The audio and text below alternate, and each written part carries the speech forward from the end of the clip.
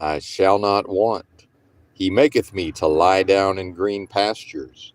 He leadeth me beside the still waters.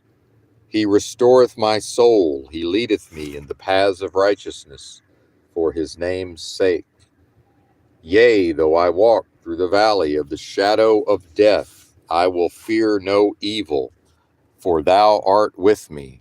Thy rod and thy staff, they comfort me. Thou preparest a table before me in the presence of mine enemies. Thou anointest my head with oil, my cup runneth over. Surely goodness and mercy shall follow me all the days of my life, and I will dwell in the house of the Lord forever. What's happening? Benton here. Shout out to the live viewers. Thank you for the thumbs up. Peace and blessings to Joe Moore. Shout out to Replay Crew. Managed to crawl into the triple digits on yesterday morning's stream. Yes, 100. I noticed one of the previous streams, the views just stayed at 99. It's kind of funny. And the games that YouTube plays, but that's okay. The Royal We has known about that for quite a long time. And did the Royal We manage to make it through yesterday's stream without saying the phrase "the Royal We"? Perhaps. And bear with me. I have this mushroom powder, reishi, chaga, and lion's mane, and I managed to inhale some of it earlier in a moment of lacking caution.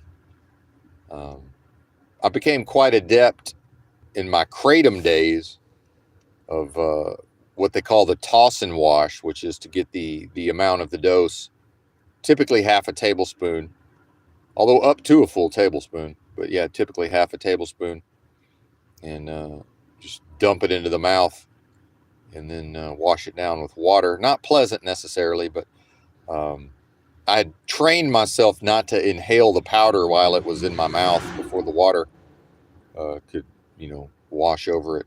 And using the same technique with this mushroom powder, I inadvertently inhaled some of it. I would not expect any, long-running negative health effects, but something's going on in the old esophagus. There was some heavy coughing, which is a good thing. Bring up a little bit of that mucus. And healing is available. Healing and restoration is available. And it has to be if one is what I am correctly. My essence, my soul is one with the most super intelligent force of love and creation possible at the highest levels of vibrational frequency, a quickening spirit, also referred to as proposition or thesis, which brings us, the royal us, which brings us to the concept of antithesis or Satan in this world of death, which exists at the level of delusion and aptly described by yours truly as vacuous, delusory, adversarial realm of business transactions.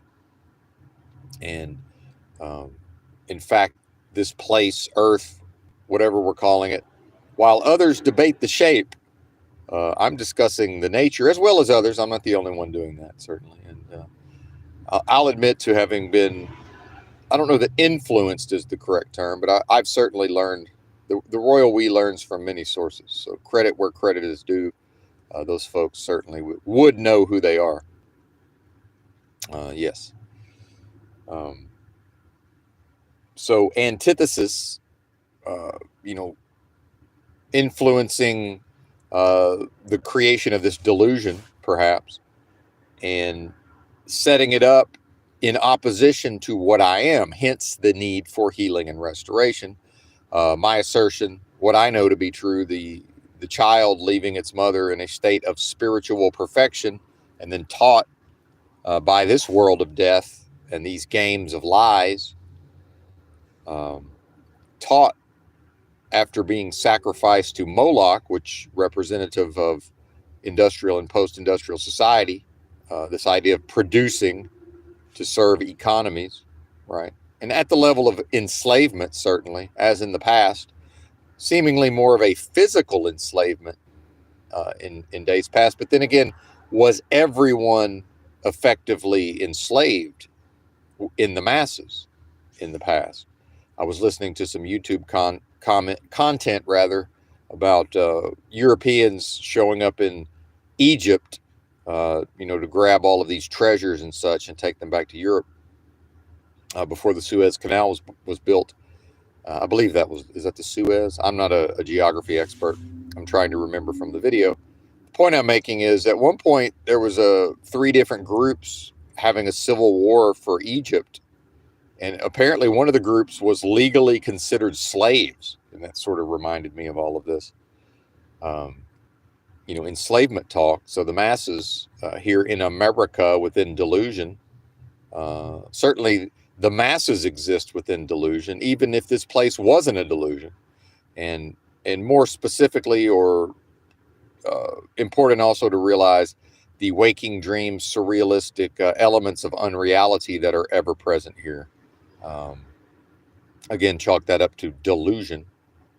Maybe the royal we will get into the definition of the term delusion, perhaps. Always good to brush up on the vernacular and the terminology. Certainly. So yes, this psychological enslavement, and a big part of the psychological enslavement as Americans is to be taught from an early age, not only is the being free, the being is more free than any of the previous beings in all of history, solely based on when and where the being, left its mother's matrix into this realm, sometimes referred to as a matrix.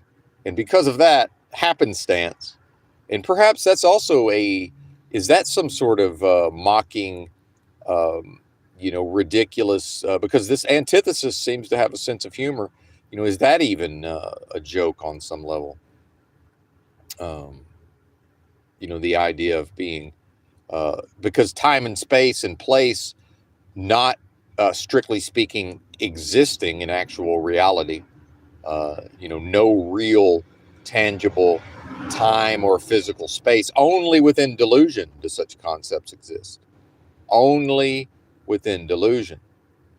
Yes, as what I am remains part of, which isn't even the correct terminology. What I am is one with an indivisible force.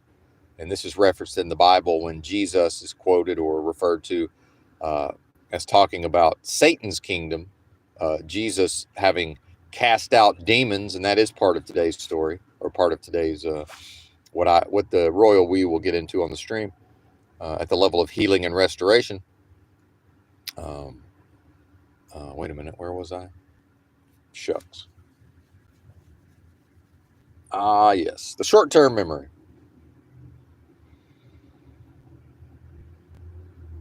Oh, time and space and place. And then, so the indivisible force. So Jesus, when casting out demons, the Pharisees, who were constantly seeking to, gather evidence for the legal case against Christ, to have the man executed for sedition, speaking out against the government and the powers that be, or, presumably seen to do that, or his activities representing that in some way. A threat, right? A threat to the system. And maybe this is part of why people, they buy this psychological programming that the masses, that the powers that be fear awaking the so-called sleeping giant of the masses. No, they do not. But maybe that's part of the reason why. That's part of the psychological mind control, and people play into that. But to finish the point, so the Pharisees said, well, maybe it's a trick, meaning he's actually commanding these spirits in the name of, the chief commander of this realm, at the time referred to as Beelzebub, or at least some high-level demon known as Beelzebub. And then so Christ's response in the Bible is, well, if hate drives out hate, right? If whatever Beelzebub represents is able to drive out whatever the demon that has been driven out represents, then Satan's kingdom is divided against itself and it cannot stand, right? And I've inverted that, of course. So John 14:26, the Comforter, which is the Holy Ghost, sent in the name of again, the overall creative force, right? The ultimate supreme authority and power of creation, sending the Comforter, which is the Holy Ghost, in the name of that force. Jesus saying, it will teach you all things. So this is the Comforter teaching me, the royal we, to interpret this. And is that too many? Is that too much lost in the sauce? It's like 3 different times of almost finding my way out of this, and then the royal we's way out of this, and then getting bogged down yet again. Oh yes, hate driving out hate. In fact, it would be an acknowledgement that thesis or proposition, that is an indivisible force that can never be divided, because how would it stand? And it's also probably an acknowledgement of the so-called kingdom of antithesis, which will not stand and cannot stand. Only within delusion is it even, perhaps experienceable, again, with elements of waking dream, surrealistic unreality. Is it even, strictly speaking, experienced, but seemingly experienced, if only by imagination, right? Or animating dead phenomenon or phenomena via the creative force in a zombie-like fashion, right? The animation of such, what otherwise is dead here in this place, which isn't even a place. In this time, 2025, which isn't even a time. Wow, what, woo, man. I don't even know what to say. I've made myself speechless momentarily. Going to try to keep this to around an hour. We shall see how it goes. It's difficult to tell with US Mobile when exactly the data allotment is resetting. So the app tells me that it resets sometime today, but experience tells me that it may very well have already reset. So I don't want to use up too much of it near the first of the month. And I'll spare you the ghetto Christmas carols, if anybody gets that reference. A Bone Thugs and Harmony reference. Either way. I'm having too much fun at the start of this stream. And all of that, it bears repeating. Now, certainly, old Benton here, the performer, in the context of the performance, in the context of the persona, the personality, right, the characteristics, the biography, all of which exists only within delusion. All of that exists only within this vacuous, delusory, adversarial realm of business transactions. Some of the effect of the recent, what some would refer to as ego death, although I'm sure that was a part of it, but that was not the entirety of the experience. Unlocking of the achievement within the game of lies, unlocking the achievement of true knowledge of self. Whatever that high was has worn off to some extent. The technology remains, the technology of proper identification within oneself or within myself, and accessing even greater levels of healing and restoration. And it seems to me like this healing and restoration would necessarily have to be available to any being who is the same as what I am, meaning their essence or soul one with the most super intelligent force of love and creation possible at the highest levels of vibrational frequency, a quickening spirit, supreme authority, the source of all life. And some would say, well, of course, all new human beings that enter the realm are, even if it's Nancy Pelosi's MS-13 spark of divinity, a la this little light of mine, I'm going to let it shine, another mockery, that would have to be the case. And I say, why would that have to be the case? I know it might be less disconcerting, perhaps less, more comfortable to think of every single, what appears to be a human body walking around. It'd be nice to, right, it could be convenient to, grant that measure of divinity or potential divinity, if that's the thing, to each and every, thing that appears to be a human being. And I don't know that that's realistic, personally. And, shout out to Highly Suspect, who taught me long ago the concept of, he said, well, you will never convince me that I'm the same as whatever these other people are. The folks who just immediately fell in love with the jabs and the masks, and love to do what they're told. And, you know, prior to the fake pandemic, and that's not even, that's redundant at this point. You can just say pandemic, right, Benton? Sure. You know, being able to observe behaviors, and then also see the idea of seeing a change, uh, in normie channels. There's a lot of normie channels in my feed now about people are now different, and this change, because of the pandemic. And one thing that seemingly happened during the pandemic was evil really did show itself. The evil of this realm, it showed itself, in my view, for what it was or what it is. And, in a notion of, even a biblical notion of, Lucifer rebelling in heaven against, again, the supreme authority and, source of life, um, rebelling, and then, um, you know, convincing a third of the angels to join, with antithesis, or Lucifer, or what presumably would represent that in the future, and then being, cast down to this place. Um, due to all of that, who could say?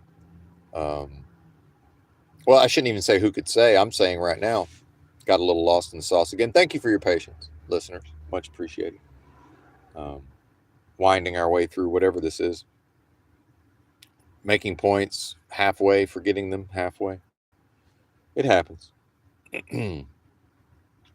But it seems possible, at least to me, uh, this notion that, something appearing as a human, but it's not, for whatever reason, just it's uh, vacant. It's lacking that actual.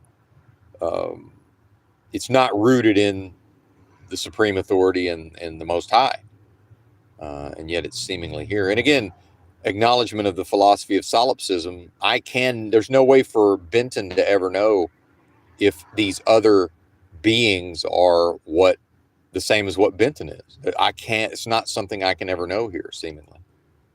So that's also a part of what's going on. But back to the pandemic and evil showing itself, and this idea of people are different. Well, they're not, except they are. But then, what's a person now? What's a people? Um, what is being discussed here? Well, I'm talking about the real thing. Um, Under the notions of, well, we're not, the bumper sticker idea that I'm not a human being, I'm a, spirit having a human experience. That being the case, well, this spirit is one with, again, the most super intelligent force of love and creation possible at the highest levels of vibrational frequency, supreme authority, the source of life. That's what I am, and I know it. See, that's the thing. It's not a fake it till you make it. It's not I read it in a book, somebody told me, common sense, word of mouth. No, it's real. And what a blessing. So, it's this, again, back to the system, Moloch's machine, teaching, the spiritually perfected beings how to behave, in alignment with death, with the nature of death. So, again, something that the most super intelligent force of love and creation will never know or experience, only within delusion. And even then, no way to know if this experience and fear and guilt and shame and all negative states of being that are dead, right? So here's where healing and restoration comes in, and also, surrender through the yin, or the feminine form, the passive form of the energies, the spiritual surrender, to the possibilities of some of what I'm speaking on being manifested, and leading to healing and restoration for the individual. Again, if they are what I am. And it seems to me like one way to suspect if, a being is what I am, or, is the same thing on that deep spiritual level. If anybody wants to propagate these notions of we are all one at the highest level. Well, perhaps contextually in certain ways, not across the board. Certainly not across the board. And that expression's always bothered me, the royal we here. But it seems to me like the highest levels of persecution and trauma and spiritual attack is directed at the so-called chosen ones, if that's even a thing. And that's, a reference to, Christ in the Bible saying that he's chosen people. You didn't choose me, I chose you type shit. But back to the pandemic real quick. I know folks like those type of topics, and I myself respond to those topics. It was obvious that certain folks really enjoyed it. They really liked the masking, the jabbing, the authoritarianism, the evil, the wickedness that, is continuing to be perpetrated, and just more and more evil on display. The society which is maintained in a state of collapse, well, it's more on Front Street these days. It's pretty much just in the zeitgeist now to talk about the collapse of society and all of these things. And how much of that, was not that it was caused by the pandemic. The pandemic was certainly a factor of, exponential magnification, perhaps. And there's in some way that would have been a bell that cannot be unrung, a horse that will not go back into the barn, and at least not for now, perhaps in the future, through future generations, as more and more is forgotten.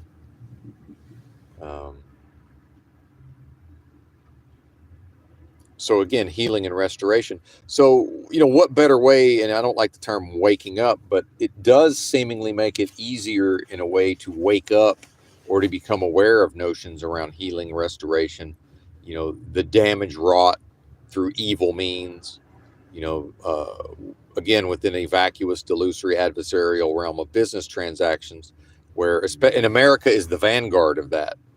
America is on the bleeding edge of, making everything about financial transactions, and sort of pushing the envelope forward in a way that I would fully expect the rest of the world to, other nations and other continents and other governments and corporate structures to fall behind, right? To follow that lead.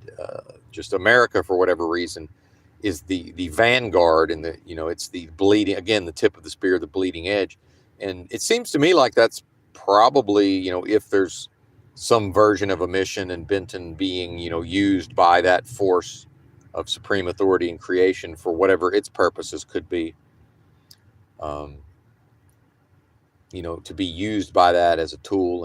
And it seems like America would be the place for such a great spiritual warrior of the Most High as the one that you folks have the good sense to listen to. Yeah, I said it. Right. I don't know that, and I understand how arrogant this sounds. Yeah, that's, again, my birthday's in like 8 days. Go Google August 12th birthday, right?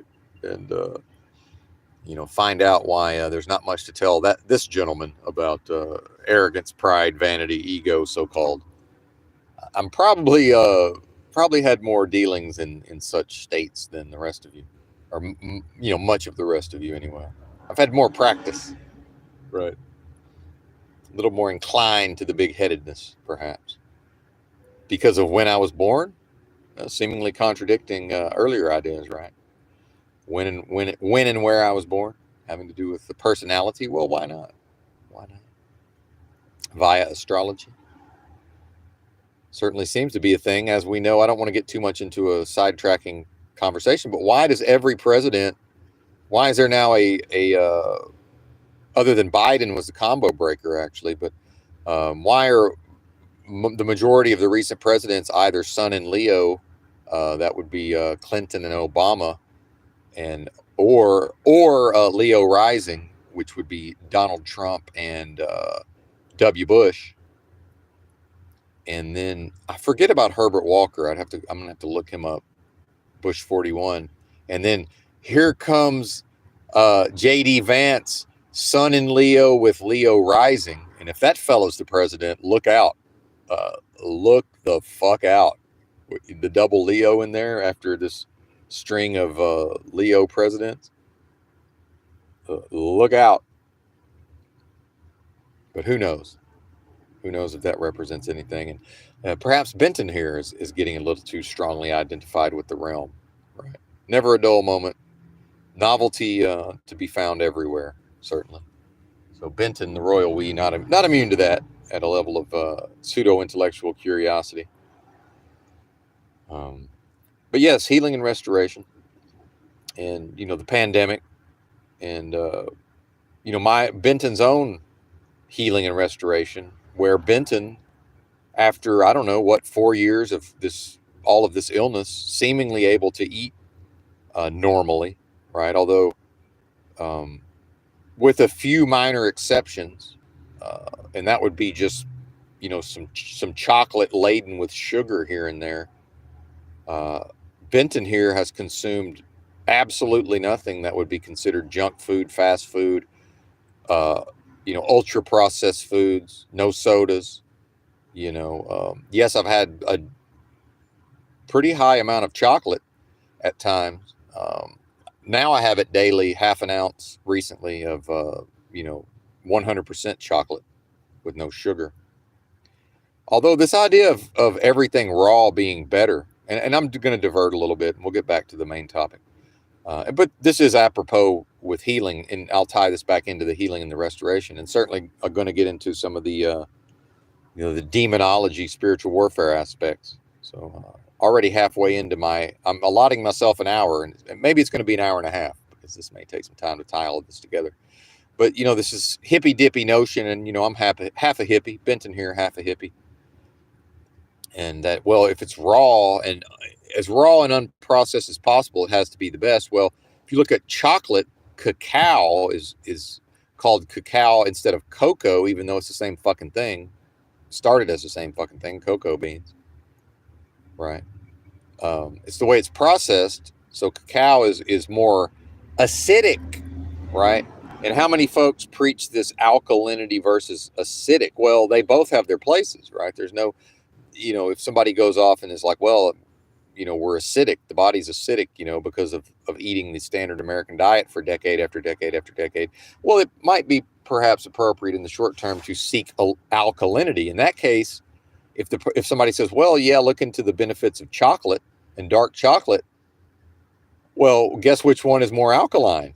Cocoa, not the cacao. The cacao is acidic.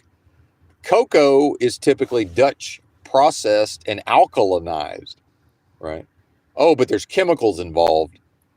Well, what is happening here that's not a chemical process? Much of what's presumably, or much of what's purportedly going on within this vacuous, delusory, adversarial realm of business transactions operates at the level of chemistry, does it not? So, is it really that bad, to introduce a chemical into such processes? I would say probably not. The point I'm making is, if I'm willing to accept the sugar, it is possible to get, well, even without the sugar, just cocoa powder. Yeah, maybe I'll go back to the cocoa powder. Doesn't matter. Why am I getting lost in the sauce of dark chocolate? And then, the details, and that wasn't even the entire cocoa or chocolate discussion.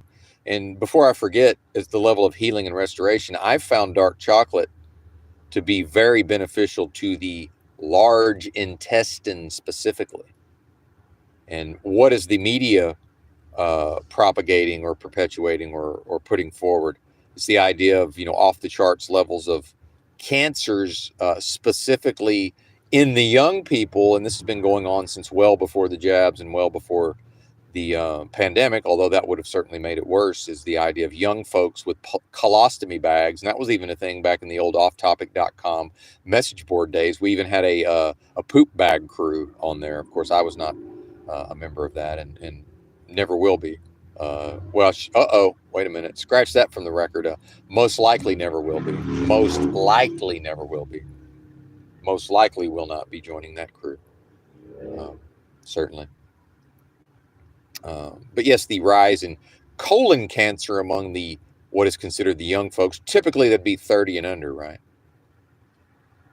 Typically, I suspect. So yes, very beneficial. I found dark chocolate to be quite beneficial, even if you're looking at a 70%, with the sugar in it. It's quite good. Quite good for the colon. So Benton here, the royal we, certainly, um, at the level of discipline and choices. Everything's a choice, and everything's a choice is going to get into. I had a conversation with a fellow yesterday, and it's going to involve preaching, demonology, spiritual warfare, and potential for healing and restoration. So I will get into that. I believe that the listener will find it quite interesting. I know I do. Um, so doing and continuing to do what's in the being's power to put the proper substances and chemicals into the body to further, enable the healing, and then, whatever healing is available physically through, again, notions of, uh, let thy food be thy medicine and physician heal thyself. Um, all of that type shit. But certainly the pandemic is a huge, in my view, that was a huge, like a wave crashing, the idea of a wave crashing. And then, after the wave has subsided, being able to see, with the right kind of eyes, Hunter S. Thompson wrote this in Fear and Loathing in Las Vegas, where the wave crashed and then, retreated, from the cliff face, certainly the pandemic, um, ever present, even as people don't think about it so much on a day-to-day basis. And Benton here going through whatever Benton went through, but I don't know that I could claim to be transformed as a result necessarily. I guess I'd have to think about it. Um, Now, there was a time Benton spent perhaps a couple of years in a deep state of fear. Oh, but let's go back to the main reason I even mentioned all of this was the maximum level. This will tie into the demonology talk and the restoration. Was the maximum my detecting that I was under maximum spiritual attack? My perception of the pandemic period, especially early to mid pandemic, was to just be well, really the whole thing blasted with high levels of just almost a never ending spiritual attack. And then what I'm seeing after that, and I do understand the elements where it's algorithms promoting certain material, and it's the royal we here, Benton, responding to certain type of content at the level of true crime. But just looking at all of these cases, man, these true crime cases, a lot of them coming out of Arkansas nowadays, relative to the population, and seeing, what's happened to Arkansas morally, and then, comparing that and juxtaposing that with California, um, and especially Los Angeles, and told, the system promoting ideas of, person have to be insane to even go to Los Angeles in the first place. Well, I'm personally, just speaking for myself, have found and continue to find way more peace. Now, again, it's not a location, but, and perhaps this is, again, to be guided by and taught by the comforter. Perhaps this is where Benton is supposed to be, and that could be the reason why Benton responds so favorably to being in Los Angeles. If Benton was supposed to be in Fort Smith, Arkansas, engaged with at levels of spiritual warfare, demonology, fighting these these spiritual battles, and then perhaps not assisting, I don't think is the proper term, but doing the work of the most super intelligent force of love and creation to however that force brings about restoration. Right? Again, these mysteries and enigmas, Benton's silly little human consciousness and thought processes don't even need to know anything about, from his perspective, or from Benton, the performer's perspective, in the context of the performance. So, yeah, if Benton was supposed to have, with thousands of dollars, rented a room in Fort Smith, Arkansas for $700, probably that would have happened. So, but just seeing all of these true crime cases coming out of Arkansas, my home state, and again, being 50 years old and raised up under notions of morality and Christian views of things, and this idea of being a good person, just seeing the actual how quickly, because Benton here caught the tail end of folks still being raised, some version of what would be considered right, even though it was in the context, generally speaking, of the nuclear family, which in my view, that's already way off track. Extended family certainly seems like it would be, less harmful. And is that even, now we get into the community or tribes, maybe perhaps being, even superior to that or less degenerated, you know, who knows? Who can say? But in recognizing that, I don't fit in here in Los Angeles, which is probably why I do fit in, if that makes sense. Because I'll never, just opening my mouth and talking, you know, even when on my best diction behavior, even on my best enunciative behavior, I still, my accent will never not, you know, uh, will never not be known. And, there's no way I'm from here. Right. So it's like, where are you from? It's like, well, I'm not from here, clearly. Definitely not from here. So, all right, on to the demonology stories. And apologies if I left any of those points uncovered in setting all of this up. My apologies if that occurred. Perhaps it did. Yes, the hot demonology talk.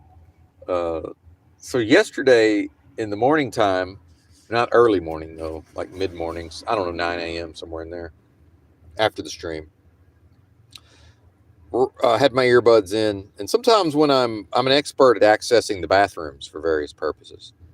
I understand every day, multiple times a day, I'm in and out of these bathrooms. It's a building with, 5 bathrooms on one side, 5 bathrooms on the other side. It appears identical on both sides. And then there's, 4 sinks on the end of the building. And so sometimes, it involves either knocking on the door, which I just pull on the door. And sometimes people haven't locked the door, and that's a fun activity that everybody enjoys. Uh, you know, Opening the door halfway only to discover, oh, that's right, somebody's in there. And, at times, for whatever reason, people like to try to assist me. That and it's probably, again, it's the odd manner. They detect that the way that I will approach the building and seek to find an available restroom, it's just compared to how the other humans perform this task, the way I do it must just be bizarre. And so it's as if this is the first time I'm ever doing this task, and I must need assistance, I guess. Is that what they're picking up? I don't know. Who knows? And it is always a new performance and it's a living thing, right? Benton as living being, right? One with the source of life itself, perhaps it is a very different performance. Who knows? So I hear somebody saying some words attempting to assist me, but they're just standing there. And when somebody's just standing there, it's always unclear as to, are they waiting for somebody to exit a bathroom, which I can't do that because the undiagnosed fake autism won't let me just stand there, because invariably other folks will just wander over simply because there's somebody standing there. And then other people may believe themselves to be in line. Like, I can't just stand there in a loosely affiliated line. And whereas at any moment a door could pop open, somebody could exit a bathroom, and somebody who knows nothing of what does not even visually appear to be a line could just pop around the corner and immediately go into the bathroom, not knowing that. See, it's just, I'm not willing to, if you can already hear the annoyance and irritation in my voice, I'm just not willing to subject myself to that. My typical strategy is just to continue to circle the building until, or there's another similar building, to go to the other similar building. I don't know, half a mile away or whatever it is. OPSEC failing here, perhaps, but that's not even that important these days. And apologies for the details here. This is setting up the fellow I spoke to. So I noticed a black fella, right, and he, seeing me pull the door, began to say things, presumably to assist me, and I ignored him and walked around the other side of the building. And because all I was doing was going to wash my hands, wash my face off, wash the sleep out of my eyes, and then go into open. So I need toilet tissue just to sort of pat my face dry enough. And I understand some of this sounds gross to the germaphobes. I'm not a germaphobe. So yes, it is toilet paper from a public restroom. I typically throw away whatever's the part that's been most exposed to germs. I throw that away, and then I take enough to pat my face dry so I can put my glasses back on without getting the water all over my glasses. Okay, so it's a process. It's a system. So then after all this is done, I loop back around, and just because some people don't know there's bathrooms on the other side, like they just stand on one. They legitimately don't know, and I've never seen this fella. It's like a black dude, like half, probably a mixed dude, chubby guy, maybe around my height, 5'10"ish, perhaps. Looks like a homeless guy, but it's hard to tell sometimes. But could be a drug addict, maybe not. Maybe yes, maybe no. Probably, could be suffering from mental illness. Hard to say at first glance, although I do profile quite well overall, and not paying him a lot of attention. But just going to want to tell him like, hey man, in case you're waiting for a bathroom, there's one open on the other side of the building. And then he's like, yeah, that's what I was trying to tell you. And I listen for key phrases from people. That's what I was trying to tell you. Right. Well, why is this person attempting to direct me? Why are they trying to intercede on my behalf, assuming I'm trying to relieve myself? Right. It's like, yeah, and this is a person probably maybe 30, I'm guessing. Just guessing. I'm 20 years older. Like, do I really need help using the bathroom? But and the old me in a bad mood would have, and I wasn't in a bad mood, but the old me in a bad mood would have said some version of that, and then potentially creating what? Strife or resistance or a conflict. And again, what I am can't create friction or strife or a conflict. So when properly identified, I'm free to communicate with other people and not ever create resistance or a conflict. Now they're able to do that within themselves on behalf of themselves. And Benton, who's, found conflict after conflict after conflict in his life, interpersonally and socially, well, that's now happens almost not at all. And after the 15 years of spiritual practices, it was happening less and less and less and less regularly and frequently, versus earlier versions of the unevolved Benton, the normie Benton, seemingly every day finding it. Right. And I have some more stuff to say about the moral conundrum of Arkansas, but I'll get back to that later. But I'm realizing I want to get some of that off my chest, the royal we's chest. So then I don't know if this guy followed me so I'm like, yeah, man, I'm trying to help you out. Right. That was my response, was like, and, I'm full fucking, goofy ass, just, grinning Southerner at that point. It's full, especially with a black person, it's full fucking, native tongue at that point, Mississippi River Delta. Right. And, shoot, that's why I'm trying to help you out, and kind of putting us on the same team in a way. But I don't know if the guy followed me or what, but at a certain point I was back at my car doing whatever I was doing and peeped my head out, and there's that same dude sitting on a little wall down there, and he, as soon as he saw me, waved at me. And I'm inclined to wave back, but I was doing shit, no force mode switching. I was deep in whatever I was doing. I wasn't able to. And so now if I wave at the guy and it further, who knows he might walk over. I'm not prepared for this. So, I did whatever I was doing, and I looked back and he's moved closer to my vehicle. Right. So he's come like half that distance between where he originally was and where my vehicle is. So clearly he wants something. And so in response, I covered my window shade and just thought, covered my window with my shade and thought, oh, well, hopefully this isn't insulting to him. And I even thought I heard him saying some stuff. I don't know if he was offended or what was going on. And then I thought, okay, I'm going to go over there and talk to him. But then it's going to be some version of a nice, basically like, hey, man, maybe you're looking for somebody to hang out with. But, if you any version of kicking it with me is going to involve, the only way you're going to be able to walk with me, you think you're going to walk, you think you're going to walk with me in some version, it's going to involve the Most High, Jesus and all of these concepts. And, just telling somebody that, who knows what the reaction will be. So eventually I'm ready to go. If he's still out there, I'll go talk to him. So I'll go over there and strike up a conversation.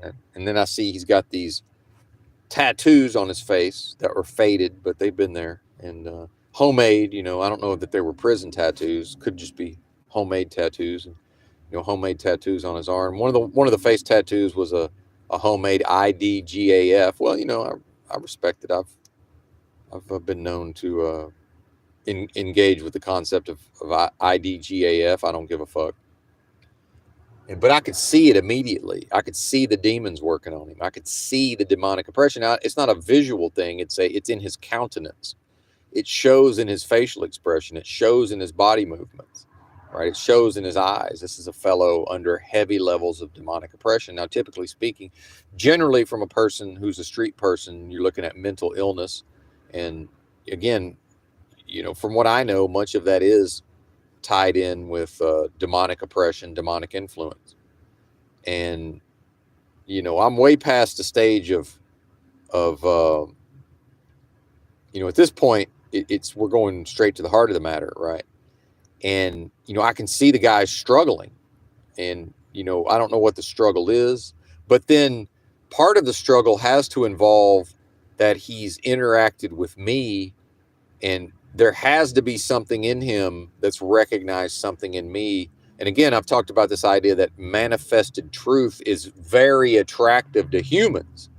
And, I might need to redefine what I mean by humans, and I suspect, again, setting aside for the moment the philosophy of solipsism, if there are other beings here that are what I am, one with that supreme authority and creative force, if this is one of those beings, presumably he would strongly respond on some level, whether he's aware of it or not, to a being who's, attained or unlocked this achievement of true knowledge of self. It's not strictly speaking an attainment in my view, but unlocking the achievement, or unblocking even in a way, that achievement within the game of lies. And I'm bad at remembering exactly how things were said, but I'm assuming as I'm talking to him that there's some attraction to this.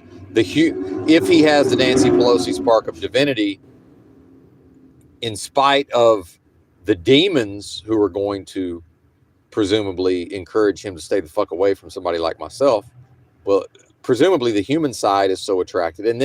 But then there's the demonic side of, well, maybe this is a person, me, they're always seeking to find somebody to do drugs with. And this guy had the lower lip of a smoker of what in the past would have been crack, but these days would have almost certainly been methamphetamine, although certainly could be both and could be crack as well.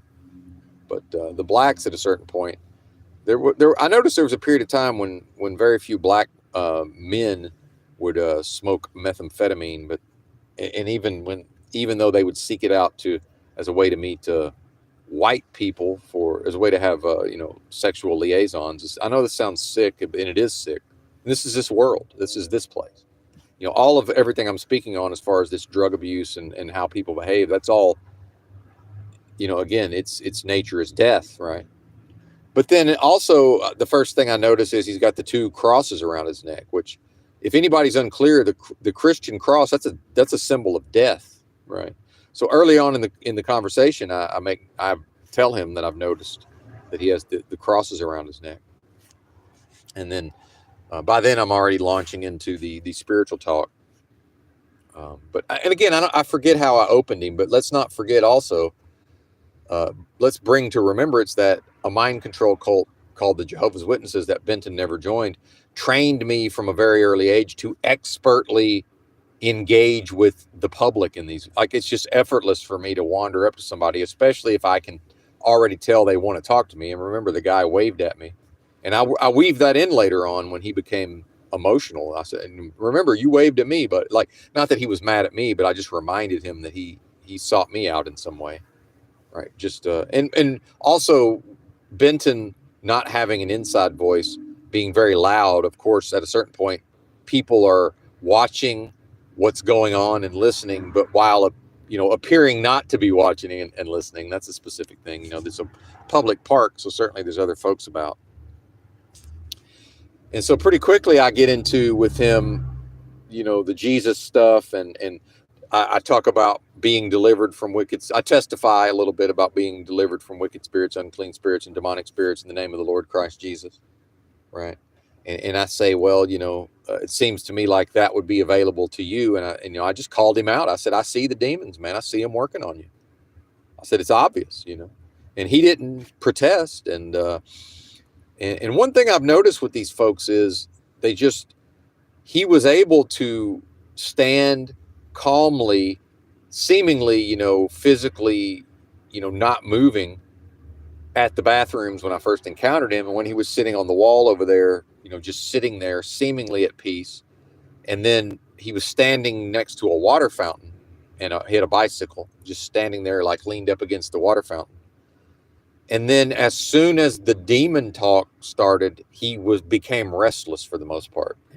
And when there was a sort of a crescendo in the conversation, it does become a sermon at a certain point, just preaching, actual fucking fire and brimstone preaching, old timey preaching in a way. It does become that. So again, I'm not asking anybody for money, but sort of in the way of the old timey preachers, I will pass the collection plate if there's anybody, who's into this. If I haven't ran off all the people who think they're Christians, right? The churchgoers, the longtime listeners of the channel who also, there's a movement within the so-called truth community of folks who, sort of have clicked up around church going and talking about Christianity and all of these things, and maybe raising their children in a Christian faith and all of this. If there's any of them still around, and I even forgot now why I even referenced all of that, so my apologies. But yeah, if anybody wants to support somebody who on the streets of Los Angeles spontaneously preaches sermons here and there, I will pass the collection plate and say Venmo and Cash App in the description. And if one feels the need, if not, old Benton here will be fine either way. But just putting it out there. And when I really was getting into the specifics of how, it may be possible for him to be delivered from these wicked spirits, and then going through, quickly going through, hitting the high points of, the exorcism of wicked spirits. And he really, man, physically became restless. He's moving back and forth. He's walked he walked at least a circle or two around the fucking water fountain. And the last time I talked to one of these obviously demonized persons, and was maybe a week ago at one of the homeless feeds that I infrequently attend. And this guy, we got into discussions of Christ, and this guy at the feed, the different guy, was initially LARPing as a follower of the Bible, right? And a lot of these people who are inhabited with these wicked spirits, that's what they do, especially if they're going to, these Christian organizations to get resources. It's in their benefit to pretend to be Christians. So this guy at a certain point was walking repeated circles around his own backpack. There's something about these demonized people that will, when Christ is being mentioned and this spiritual warfare, and when maybe they seem like they're threatened, these demons inhabiting a human, something about walking in circles. I don't know what that is exactly, but he even did versions of that, or he'd sort of walk serpentine, kind of like in an S shape back and forth. And I'm trying to I was impressing upon him that, and at a certain point, I think he became aware of that have been restored to health, right? That I'm standing there talking to him seemingly not mentally ill, not drug addicted, not an alcoholic, right? And physically healthy and all of this. So he's sort of acknowledged, well, what about, when a person is having mental health struggles, kind of an acknowledgement of, well, clearly it seemed like an intelligent, tapped in person, the guy. Now we're back to the bathrooms. My apologies. We're back to the bathrooms. The guy I met yesterday. So my apologies for mixing the two stories if that was confusing. And so the fellow back yesterday, some acknowledgement of, hey, buddy, well, if this is, you're telling me about, evicting these demonic forces in the name of Jesus, but then, you seem to be in better shape to do that than me. And I'm like, well, no, this is a process that began many years ago. I was not then the way I am now, right? It's a much different thing. And I'm saying, well, you're not going to be able to do this day one. And I'm mostly trying to hit the high points of this is how it's done, right? Invoking the name of Jesus and basically saying to him, why should evil win? Why should evil get to determine, what he's got going on in life? And I said, listen, it's never not a choice. I said, it's never not a choice. Basically he can choose at any time to take back full ownership of his own, energy sphere. Right. And he listened and I could tell the human side, right, was listening. And I explained it to him. I said, these demons, man, they're going to do everything in their power to keep things like they are and I explained the whole thing of these demons when they're not in a human body, they have a desire, they're slave to their desire to want to engage in whatever form of sin, so-called, or, whatever immoral action that they enjoy, it's specific to the demon. And I said, the Bible refers to this as they don't want to get evicted and have to walk in the dry place seeking rest and finding none, so they're working on you. So, and I said, basically, I can see that, these demons are just in a big fat hurry to go engage in whatever they enjoy engaging in. And I said, they can only do that through you. So they're using you for that. How is that righteous, or right? I didn't say righteous. How is that right? How is that appropriate? I'm basically saying, why should evil get to win out? Why should, and I, refer, and again, this was all done in a fairly short period of time, maybe 10 minutes at the most. And, why should evil get to win out? Because it's always a choice, man. And I'm trying to impress on him that this is possible. Restoration, healing, deliverance is possible. And it's not a bureaucracy. It's not a joining of an organization, right? It's power. And I said, it's the power in the name of Jesus, right? It's your power to take back what is yours, your birthright. And I didn't say this, I connected it all to me, right? And at a certain point, I almost got into some we level pronouns, and I accidentally, and this is how tricky the pronouns are, I accidentally temporarily began to refer to as if I had any idea what was going on within him, or what he was in his true essence or nature. And like Mr. Miyagi says, how can you possibly know these things? And I'm like, well, deductive reasoning. But Mr. Miyagi's right in a way. Well, I can't truly know certain things about what's going on within this guy, which is why it's not appropriate to link what I know myself to be. It's not appropriate to say we and create me and him as a group, because I don't know that that's the case. Because if it's two or more, coming together in the name of the Most High or the name of Christ, then that I would feel it, right? And this certainly was not that, right? So I'm more or less trying to give him the information, and then whatever inspiration he's going to get out of it, that's up to him, so that he can at least understand. And he may already know all of this and just need it reinforced. Who knows? But certainly the Christian churches are not teaching these concepts of demonology, this active spiritual warfare against demons, right? Because the Christian churchgoer is certainly willing to accept, when it's brought to their attention, is willing to accept that Christ in the Bible traveled around, and part of Jesus's ministry would have been, if that's the proper term, would have been the casting out of demons, right? And demonology and that level of spiritual warfare. So the church-going Christian, when this is brought to their attention in the Bible, has no trouble with these concepts, except completely unwilling to acknowledge that this must be still going on.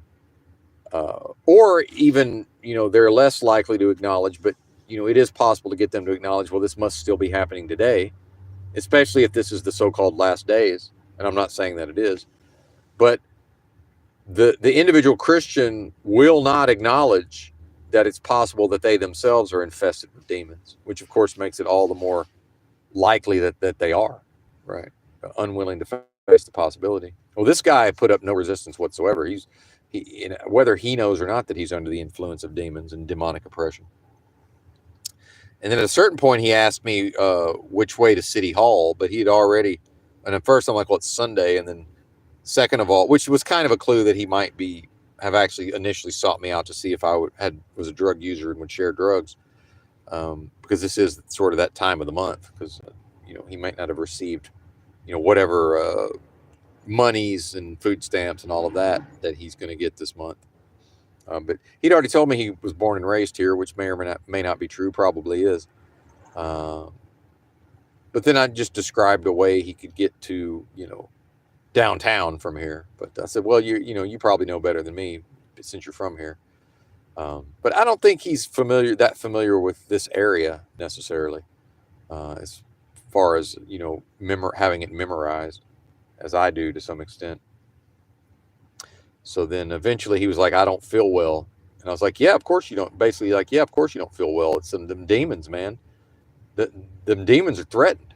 They're going to do everything they can for you not to hear this.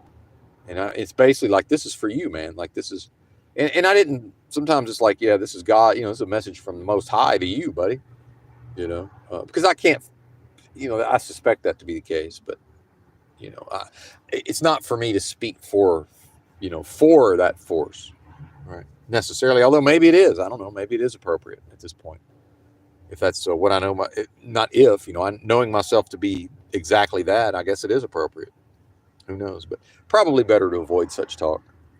And finally, he was like, yeah, I don't feel well. I got to go. But he's very polite. He was polite and had manners. He's more or less thanking me in some way for. And probably, again, part of that is just to be temporarily treated as if he might actually be a human being. If this is a low point for him in his monthly cycle, what I refer to as the disability cycle of misery, where there's parts of the month where he's going to have, way better access to whatever his substances are. And again, it was plain to see on his lower lip, he's inarguably a regular consumer of substances. And again, I'm not morally judging that either way. Would be better for him, but to not be doing so, but then also assuming that it's demonic influence, right? It's demonic oppression. It's these demons have entered in, these wicked spirits, unclean spirits, demonic spirits.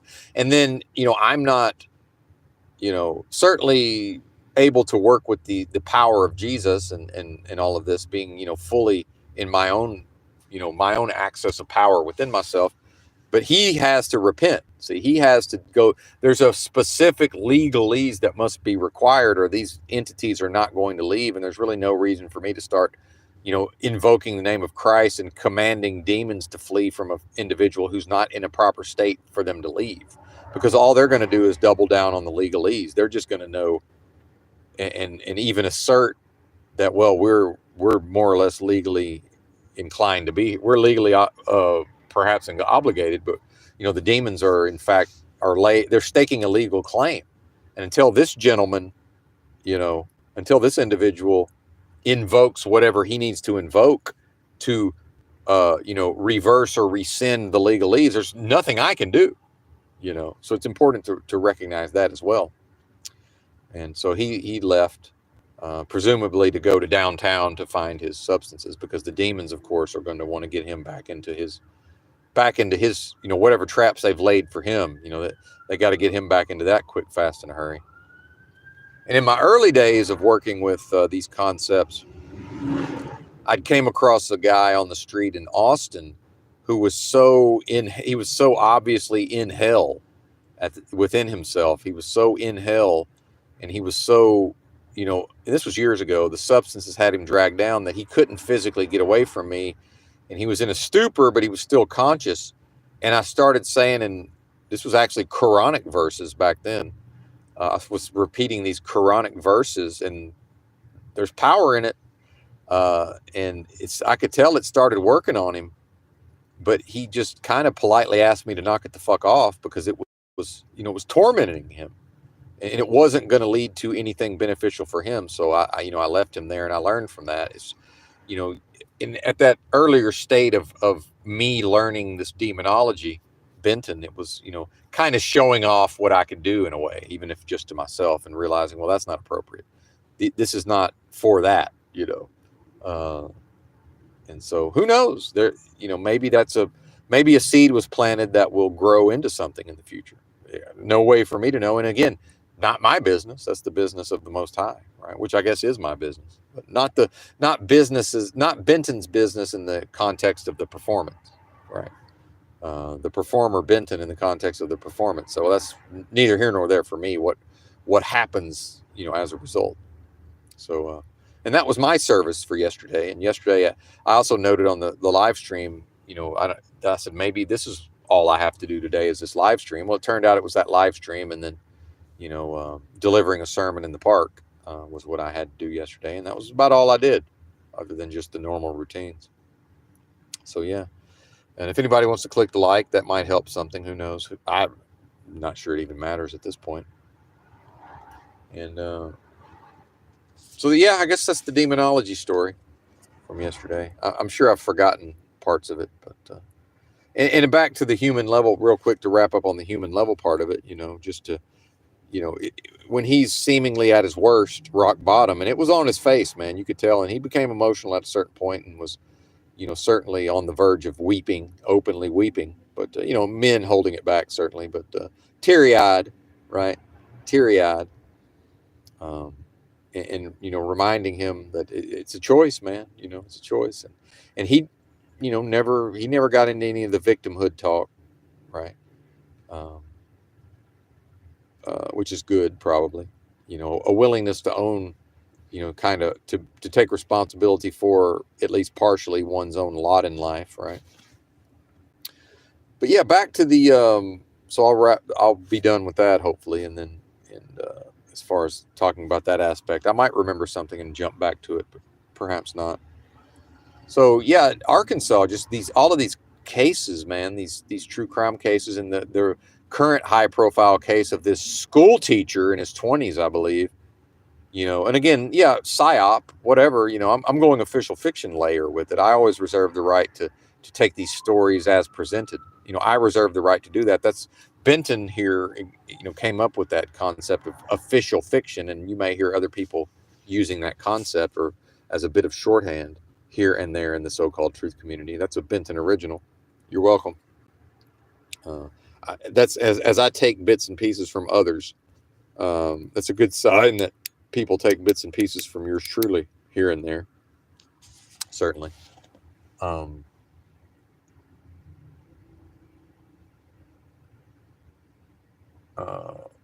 Just so me being, again, catching the tail end of this nuclear family, but both of my parents, my father came home to my mother every night, slept into bed with her. She worked in the family business to some extent, but and I remember being a little kid and she was, cleaning houses or whatever. My father was very financially goal oriented and frugal, and when I was a child anyway, up until I went off to college, did all the right things financially, just long enough to do all the wrong things financially. And that's a completely different story for another time. And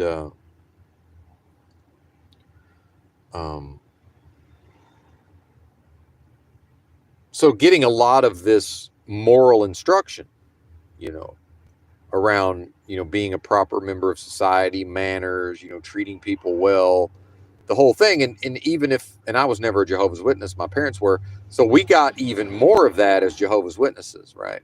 And Jehovah's Witnesses do seek to set themselves apart morally in their conduct and, the way they dress and all of these things.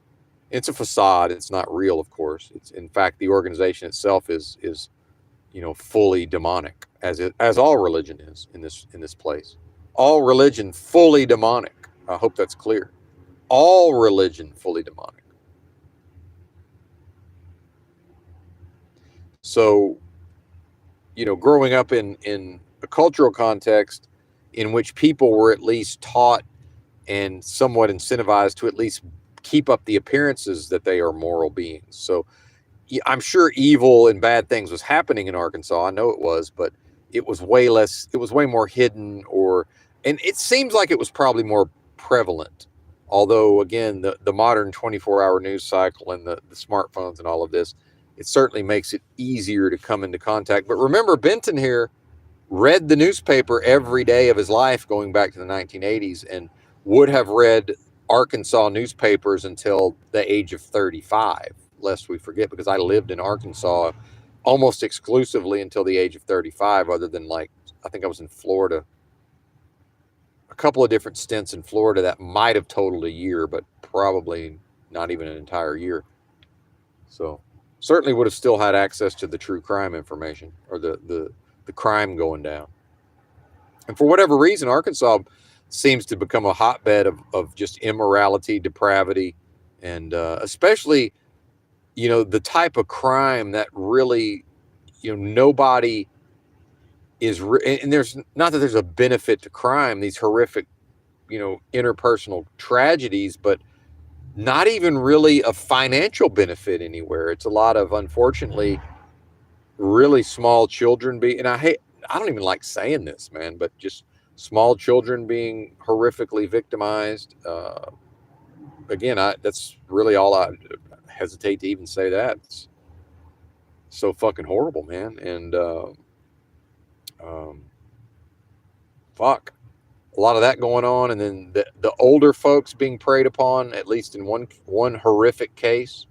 An elderly man who, for whatever reason, was willing to assist and interact with fucking meth heads. But then, sadly, I've noticed more of the older folks, although it's typically females, although not exclusively, but, someone who's perhaps from Arkansas and has otherwise lived a good life and now is like 65 or 70, some of them are going to the meth late in life. And, how much of that is involved with maybe they have to go back into the workforce, maybe, a lot of people I know from personal experience end up hooked on meth because it temporarily cures and reverses their depression. It's gone. When they're on meth, they're not depressed. And I've known a lot of meth users, personally. I mean, a lot. And I figured this out by observing them when they come down, because they don't have to come down off of meth, but at various times, for various reasons, some of them do come down off of meth, and just seeing how depressed they are when they come off the meth, and recognizing, oh, this is, part of why these people end up using these. So it's not the bleeding heart liberal, notion of they're victims of this. It's at least an understandable reason. And then if we look at, again, the vacuous, delusory, adversarial realm of business transactions, with the psychological control, teaching people to identify and define themselves in relation to a world of death and a game of lies. Well, of course, that induces a lot of depression into folks. And then finding a substance that makes it go away, right? Completely takes it away for a time. And I've seen, I've even seen YouTube videos of somebody, went up to some meth head who was engaged in some bizarre activity, but the meth head was so confident because of the drug use, in such a state of supreme confidence, that they had the person making the video second guessing themselves, just by how confident the meth head was in their nonsensical behaviors, right? It's quite a sight to behold, certainly.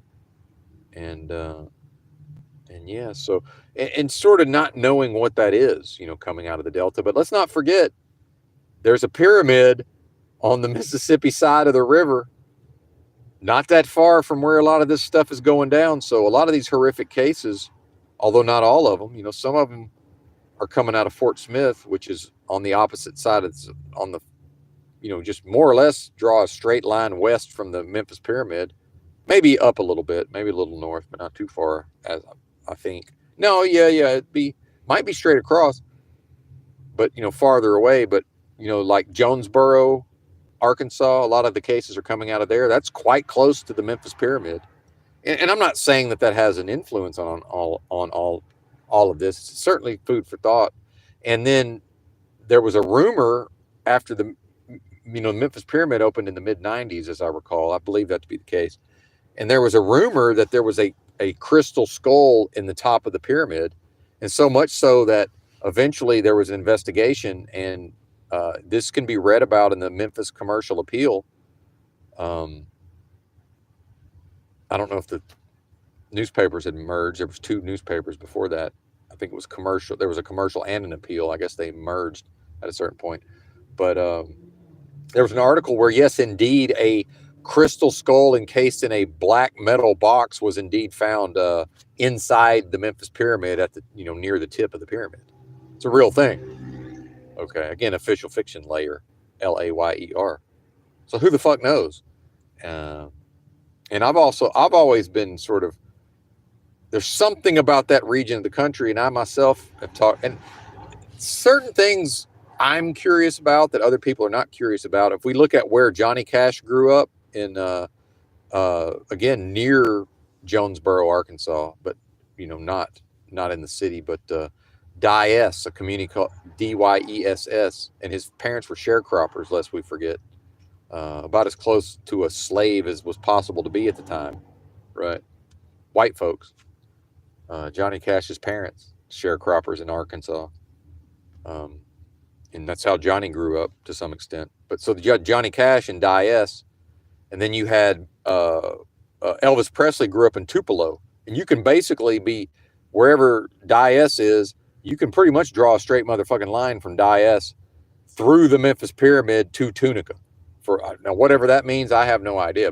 And it's about, the pyramid is just about equidistant, and it's about 100 miles. It's about 50 miles in each direction from Cash to Elvis. So whatever that means, I don't know, but it's interesting. So I'm sort of scratching my head trying to figure out what's going on in Arkansas. But, morally speaking, yeah, obviously Los Angeles is off the charts, immoral from a, especially from a Bible Belt perspective. But guess what? So is Arkansas. So certainly there would be no moral reason, other than if, air quotes, God were to put me there. The idea of, well, that's where God wanted me. God seems to want me in Los Angeles. I don't know if that's even a thing. And, I don't even think that way. It's just sort of using the externalities of the time, right? To refer to it that way. Yeah. So that's all a thing, perhaps. Got a bit of a headache. I'm wondering, I woke up this morning, grateful for that, right? An attitude of gratitude. Just remembered I haven't said my prayers yet, although I'm not obligated to, the royal we here. But thankfully woke up at 2:20 a.m. and it was bowel movement time. Yay! So that's not always a given. Made my way to the bathrooms, and I noticed on the way back way more, a lot of tension in the back, in the mid back. So maybe it could be a tension headache. I rarely have headaches. When I do have headaches, they're tension headaches. So we'll chalk, and I've had a few recently. We'll chalk that up to what? The healing. We'll chalk that up to the healing. Thank you, Lord Jesus, for the healing. And yesterday also, I went for a brief walk to digest my food, help digest my food. And I saw a fella walking on the other side of the street, white fella in a blue suit. Most likely it was Sunday. He looked like the type to be seeking some homeless people. There was a lot of homeless people in RVs in that area. Maybe he's looking for somebody that he's witnessing to or, preaching to. And I gave him a little bit of a sermon from the other side of the street. This is probably part of the reason I'm been so fucking loud from day one. Been loud as fuck from day one.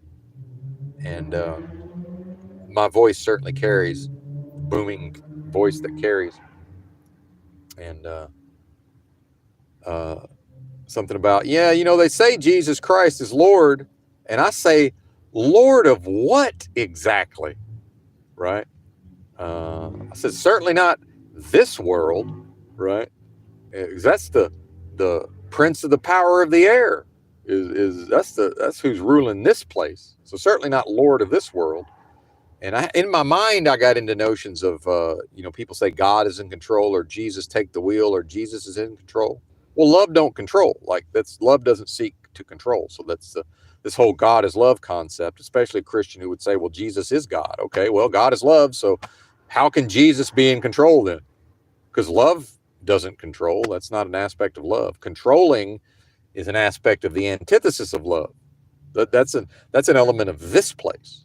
What I am knows nothing of seeking power and domination and control over others, even if it's ostensibly for their own good. See, now we get into, oh, we're here on behalf of the system, and we're here on behalf of religion and a book, and we know better than you, right? Oh, really? Oh, sounds like authoritarianism and dictatorship to me, right? But and then I got into this. Well, better be a lord of my internal space. Better be lord of that, or I'm in deep trouble. Walking through the valley of the shadow of death as I find myself. Some version of that. Again, it's so spontaneous. I don't even recall what I said. And whether or not he, again, if he's actually if his own identity is tied up into church going and preaching, I mean, or proselytizing to the downtrodden, right? Probably he's unable to hear this. Who knows? But then walking up the sidewalk, managed to draw some attention from some people who might fear being deported by the Mr. Peanut of ICE here, Benton. Apparently, I'm the personification of ICE to a lot of folks for whatever reason. And maybe it's that my sort of military, my discipline, like almost like a military bearing, and then. I did kind of ruin myself with all that marching around with a backpack, but not in the military, traveling around the country 10 miles a day on foot for literal years on end, six consecutive at a stretch. And that's sort of did something to the old gait, right? The GAIT, but either way, just I don't know, man. It's less now. The system, I guess, is not propagating these notions of brown people rounded up on the streets quite as harshly, and I've seen none of it in the area of LA that I choose to spend the vast majority of my time in. So I'm not saying it hasn't happened here. I'm just saying I haven't seen it. Certainly, it's gone on in other parts of the city. At a certain point, I did hear an announcement from a helicopter. I guess somewhere in the general vicinity there was some sort of maybe a protest, or it was an order to. I heard an order to disperse. It sounded like it was coming from a helicopter, but it could have been from the ground. I know there was a helicopter flying around. I heard a PA announcement. It sounded like it had something to do with this is an illegal assembly type shit. Hilarious. And then, also, again, back to the pandemic period and evil showing itself. Well, right-wing, traditional family values, Christian MAGA, American exceptionalism, mom and apple pie, greatest country of all time. That's showing itself for how evil it is, in my view. Also, just loving and bootlicking and just loving the police state. Imagine loving a police state. Well, when all political and when society is so divided and this notion of an us and a them, right, an in group and an out group, Republican versus Democrat, and so the negative motivation of rebuking the other and considering the other to be ridiculous, and all of this, and to then embrace. So in performing all of that, the embrace of authoritarianism, which is, guess what, the left also embraces? Authoritarianism. So you got two groups of people who I've already said are moral equivalents, especially if we look at what's coming out of the state I was born in. You'll never convince me that those represent groups of people that are morally superior to groups of people that we say are Democrat voters or whatever, or whoever lives in Los Angeles. No, those are moral. They have to be moral equivalents, because how else could they be seemingly opposing forces, and in the long run, neither side can ever gain an advantage over the others because they're the same, right? Well, equally as authoritarian, the left wing will boss you around and tell you what the fuck to do and what not to do in their own way, just like the right wing will, right? They have their own flavors of authoritarianism. So obviously, what the MAGA types are responding to is the potential that there could be some sort of a dynasty, a power dynasty for some period of time through the executive branch, where it will be the flavor of authoritarianism will be Donald Trump, then maybe JD Vance. Look out if that fucker becomes president. And again, I understand, and I myself say, well, it's not J.D. Vance doing these things. It's not Trump doing these things. To me, that'll be a signal that the system believes it can do even more to us. It can run ever more roughshod over the populace, right? Which, I mean, that's what's going to happen. Of course, this is obvious to anybody that's paying attention. It's more, further as the populace becomes even more degenerate, depraved, and less moral, and less able to get back to moral principles. Because the fact is, bringing it back to my sermon on the water fount, right? My sermon on the water fountain.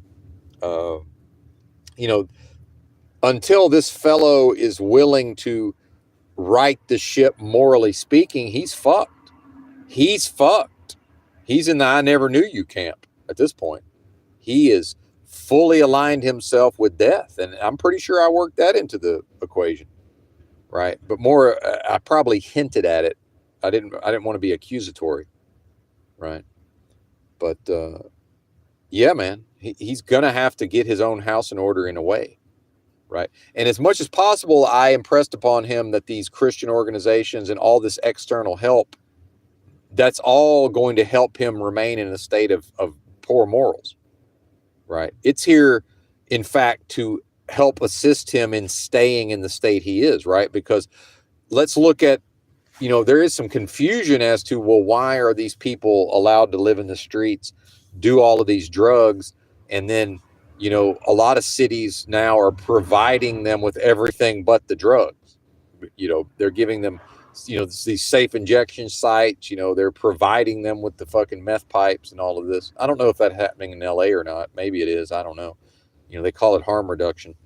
But either way, so why is all of this happening? Well, because that's what serves. Evil is served by that. Evil is served. Evil has done a lot of hard work from the perspective of evil to get these people in this state where a person who's a street level drug user, it's going to be very difficult they've fallen to such a low standard within themselves, morally speaking, and all of the immoral actions that they must engage in to continue to have access to their drugs, which that's even becoming less and less. As we see in many cities, drugs are damn near free, you know, um, seemingly, certain drugs anyway, at the street level. But, um, you know, whatever activities are then engaged in, when the individual is in that, intoxicated state, and then, and I even told him too. I also told him in the context. Hang on, I thought I heard some spray paint. Well, this would be a strange time to be tagging my car, but it's not outside of the realm of possibility that somebody might be tagging my car, but hopefully not. Probably not again at this time of day, were that to occur. But I worked that into the conversation with him too, about. I've even forgotten, but either way, whatever I was just talking about, I made sure to hit that point as well. Actually, I forgot how good of a job I did. It's probably good that my memory's not that great. I can't even remember enough to brag. All right, what the fuck is going? Hang on, I got to check what's going on here. Something's happening outside the window.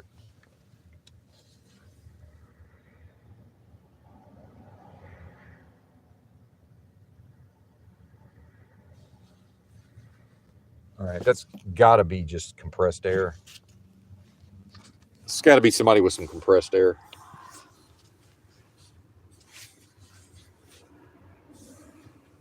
All right, I'll be right back. Fuck.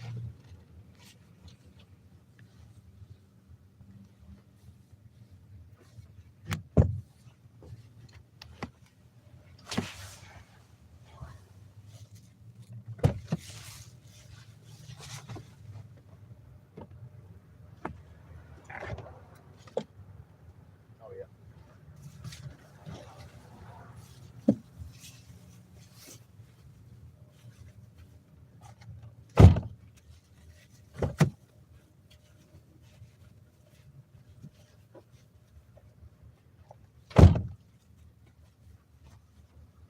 All right, we're good. Yeah, compressed air. Y'all can probably hear it since I'm on the phone mic. Compressed air, yes. What a useful tool.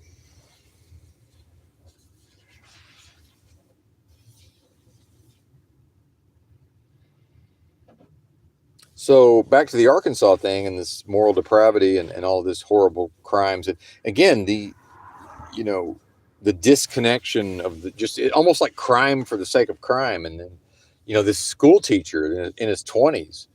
And I talked about yesterday, now it's bringing Dylan Klebold and Eric Harris into the fucking classroom, right? The Columbine thing. So now the system has degenerated, and regressed, or from the perspective of the system itself, it's progressed to the point where, it's not a thing to now, again, just to physically move a version of a Dylan Klebold or an Eric Harris. Now that's who the school teacher is, like a version of that same level of you know demonic forces, now brought into the classroom. Um, it's just off the charts insane, man. Off the charts insanity. And again, that guy was going to teach in Arkansas, right? And that's again, generationally, I'm 50, right? So we're not that far removed from raising the children, in the school, in the church, and in the family, and in the community, at least pretending to raise them with spiritual principles, right? To now hiring people like this to work in the school districts, right? And then why would Benton be confused as to all of these horrific crimes going on, and especially against children? And it seems to me, you know, based on what I saw during the pandemic with this off the charts, spiritual attacks and just evil on display everywhere, it seems to me like evil has sort of probed the moral defenses of the people, and it's figured out where to go, which form of evil needs to go to which area to perpetuate the most evil. I mean, is that what it is? And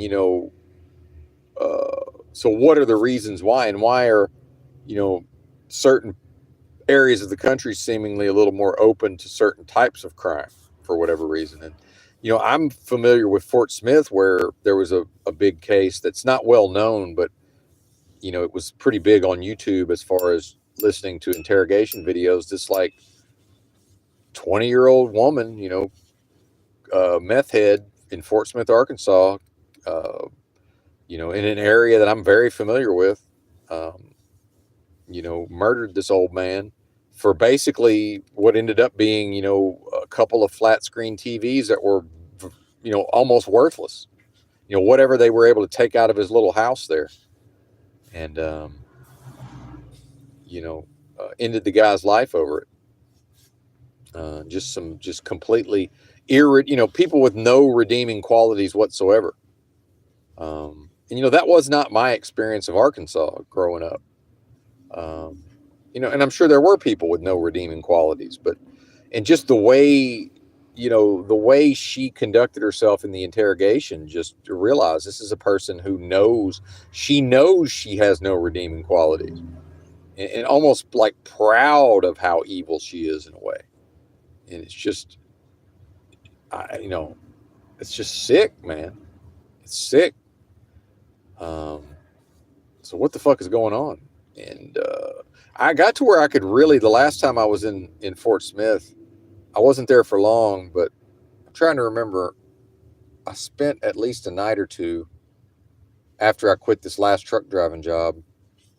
And, I was considering staying, at least a month in Fort Smith in that room while I got my, affairs in order. It was the whole reason I was in Arkansas. Car tags, renew the license, do whatever I was going to do. And I just had this like foreboding sense of evil, man. And I had felt hints of that in the past. And as we know, I had a famous interaction downtown early in the morning when I foolishly was on a live stream at like 3 a.m. and sort of just wandered off into an area that was a little too dark, and got approached by some people who were definitely trying to see if they could rob me or not, and on stream, which was interesting. But then, other times I've just, because I'm on foot in LA, and I'm not perceiving that there's evil like trying to come after me necessarily, or, I haven't felt unsafe. You're right. But definitely have felt it at times in Fort Smith, just thinking I'm going to walk around on foot. So then I was thinking, well, if I do stay here for an entire month, like, am I just going to keep walking around, subject to these, whatever the evil meth heads may, have their machinations and their designs, right? And, still thin enough, they might think I'm one of them, right? Not interested. I got the fuck out of there.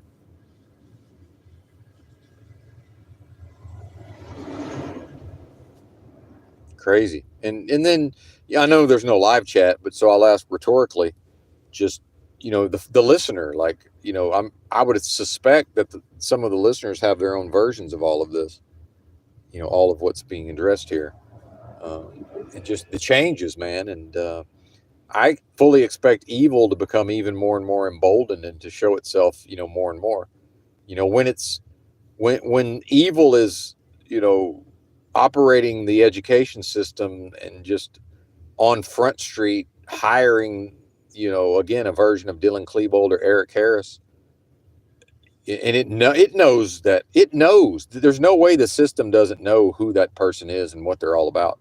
When you look at all this AI, all of these various computer systems, they talk about, this was years ago. They said, even before the pandemic, they said like half of all Americans were already in a facial recognition database. Well, what's that number now? And, this idea of the digital voodoo doll or whatever, these avatars or whatever the fuck. I haven't studied that part of the conspiracy rabbit holes, but, whatever all of that is, um, there's no version of the system not understanding exactly what this fellow would represent going in, and he'd already, you know, been made to leave other schools, apparently.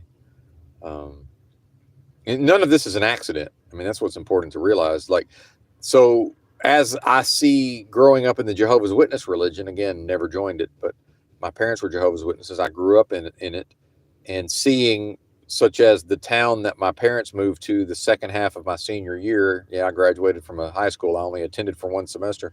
It worked out fine for me, but it was fine. But whatever, parents. I gave them I gave them a mulligan on that one. I was like, I'm almost out the door anyway. Right. I was about to not be living with them anymore anyway. But a bizarre thing, and moved to an entirely different part of the state. Well, what happened? And that's when I just stopped going to the Kingdom Hall. I went to like 2 or 3 meetings in that new town, and I was so bothered. I never bothered me to go to church in my hometown. I was so bothered by how I felt going to that Kingdom Hall. I just told my parents, "Hey, I'm not going to the Kingdom Hall anymore." And they were like, "Yes, you are." I said, "No, I'm not." And then that was the end of it. And that's when I realized, oh, I could have just said this when I was 12 and stopped going. Because I knew since I was 12, I'm not doing this shit as an adult. This is crazy. You know, I knew when I was 12, there's 0% chance I'm going to do this as an adult, but still, another 5 years of participating. And, but it had to have something to do with that sense of foreboding and evil. And then a few years after that, the Watchtower Bible and Tract Society moved a sexual predator to that congregation.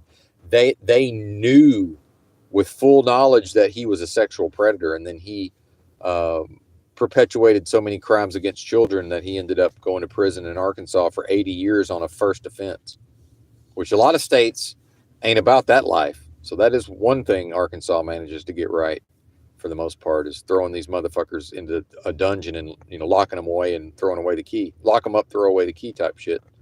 And of course that will change over time also, but so now I'm seeing, so something I've noticed in the Jehovah's Witness religion, now, and then, so what is the Jehovah's Witnesses, and is it some version of just, again, CIA operated perhaps, and sort of just, in a way to gain information and to sort of put these things into practice. And then once the techniques are learned and perfected to some extent, well, now we'll just have the regular system do it, right? The regular way that teachers are educated, the way that school districts are administrated, who the administrators are, what's their background, what does the system know of their background, what do the AI systems know of their background. See, none of this can be an accident. There's no version of Dylan Klebold or Eric Harris is just accidentally somehow became your child's fourth grade teacher. That's just simply not possible on accident. Right. It's like 25-year-old. He's like 25 years old. You know.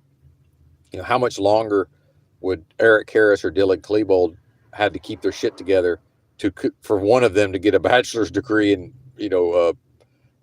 what do they call it, primary education or whatever it is, and then go get a certificate and teach fourth grader, right? School teacher. Like, this is a bad, bad, bad sign. Very bad, very bad. And indefensible. Again, imagine that there are actually people in the so-called truth community that will, to this moment, if there was a live chat down there, they would probably be utilizing ridicule in defense of the system. Although with plausible deniability, right? Seemingly not defending the system. Seemingly doing it, ridiculing and mocking and questioning Benton and what Benton is asserting, but doing it on behalf of and in defense of a system that sees fit to put Eric Harris as a fourth grade teacher in Arkansas. And then also, how is that reconciled? Like, what's the cog dis there? How do these people in defense of the system, how do they reconcile it? Are they so given over to evil that it's just, yeah, this is the way things are? Have they fully accepted evil within themselves to that extent? The so-called integration of the shadow. How about shine some light on that motherfucker so it flees never to return? You want to? And I myself have talked about integrating the shadow. Fucking, how about this little light of mine? I'm going to let it shine so that there's no shadow self. How about that? But imagine these defenders of the system, these defenders of the indefensible system, right? How do they reconcile that one? It's just, what are you going to do? I got kids. Okay, well, you got kids, and I guess it's okay if the Columbine, some spiritual successor to this Columbine, shooters, indoctrinate your children. Not your children, but their children. Sick, man, sick. It's a sickness. Anyway, I guess I'm just wasting data at this time. So thanks for watching. Bye.